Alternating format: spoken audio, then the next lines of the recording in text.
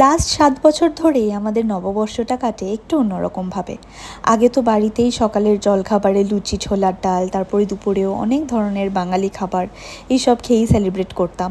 আর বিকেলে তো যেতাম হালখাতা করতে দোকানে দোকানে। কিন্তু 2019-এ আমাদের সবার কোল আলো করে আসে হলো আমার দিদির ছেলে পাম্পাম।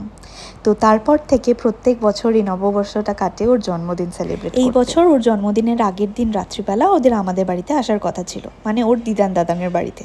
তো আমি হুট করেই একটা সারপ্রাইজ প্ল্যান করি। ভেবেছিলাম ওদের আসতে একটু রাত হবে, তাই জন্য একটু সময় ছিল হাতে, সেই মতোই আমি সব অর্ডার করে রেখেছিলাম। কিন্তু হঠাৎ করেই আবার জানতে পারি যে আমার দিদি আবার আমাদের সারপ্রাইজ দেওয়ার জন্য দুপুরবেলাতেই বেরিয়ে গেছে, যাতে তাড়াতাড়ি বিকেলের মধ্যে আমাদের বাড়িতে পৌঁছে যায়। এবার আমি পড়ে গেছিলাম বড্ড মুশকিলে, কারণ তারা হুড়ো করে যেভাবে হোক আমাকে ওদের আসার আগে সাজানোটা কমপ্লিট করতে হতো। প্ল্যান ছিল যে মিডনাইটে আমরা কেক কাট করে সেলিব্রেট করব, কিন্তু তার আগে ওরা ঢোকার সাথে সাথেই যাতে একটা এরকম সুন্দর ডেকর দেখতে পায়, পাম্পাম যাতে খুশি হয়। তো টাইমের মধ্যেই অল্প স্বল্প করে একটু ডেকোরেশন করে নিয়েছিলাম ওরা আসার আগেই। আর ও ঢোকার পরেই ওর রিয়াকশানটা একটু উইয়ার্ড ছিল। ও জীবনে ফার্স্ট টাইম এরকম সারপ্রাইজ পেলো, তো ও বুঝেই উঠতে পারছিল না যে দিদান বাড়িতে কেন এরকম সাজানো হয়েছে। ওর জন্মদিনের থিম তো অন্য হওয়ার কথা ছিল, কেন জাঙ্গল থিম করা হয়েছে। প্রথমে একটু কনফিউজড হয়ে গেছিলো ঠিকই, কিন্তু তারপরে খুব খুশি হয়েছিল। রাত 12টায় কেক কাটার সময় আবার সৌরভও এসেছিল।